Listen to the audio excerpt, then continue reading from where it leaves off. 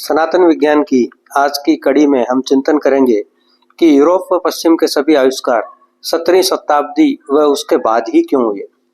17वीं शताब्दी के पूर्व उनका ज्ञान विज्ञान व योग्यता क्या सो रहे थे या कारण कुछ और था।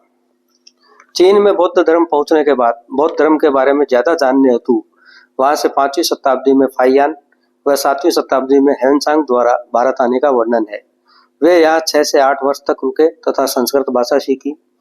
भारत से लगभग 657 पांडुलिपियां उनके द्वारा चीन ले जाने का वर्णन है।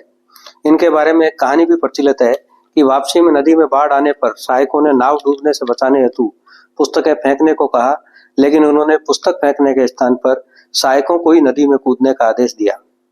15वीं शताब्दी में पुर्तगाली भारत आए, इसके बाद डच व फ्रांसीसी भारत आए। तब तक भारत पूरी दुनिया में ज्ञान विज्ञान व्यापार व वैभव में सोने की चिड़िया के नाम से प्रसिद्ध हो चुका था। तब तक भारत की कई पांडुलिपियां व ग्रंथ विश्व में पहुंच चुके थे। इसी प्रसिद्धि के कारण अंग्रेजों की रुचि भारत के बारे में बढ़ी। 17वीं शताब्दी के शुरुआत में ही अंग्रेज भारत में प्रवेश कर चुके थे।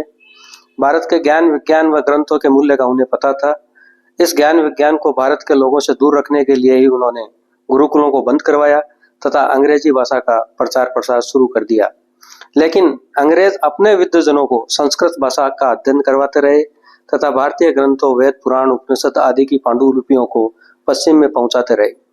कालांतर में इन्हीं ग्रंथों से ज्ञान विज्ञान की चोरी करते करते उन्होंने नित नए आविष्कार करने शुरू कर दिए।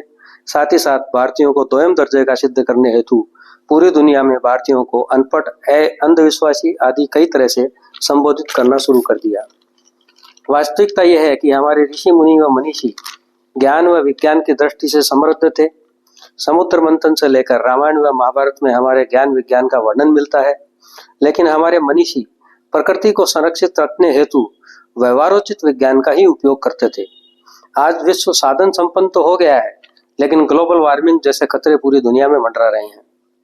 ये तो पुरातन भारत की बात है, लेकिन डॉक्टर सीवी रमन जो पहले एशियाई थे जिन्होंने नोबेल पुरस्कार जीता, उनका आविष्कार रमन इफेक्ट आज भी पूरी दुनिया में हर क्षेत्र के वैज्ञानिकों को दिशा देने का कार्य कर रहा है।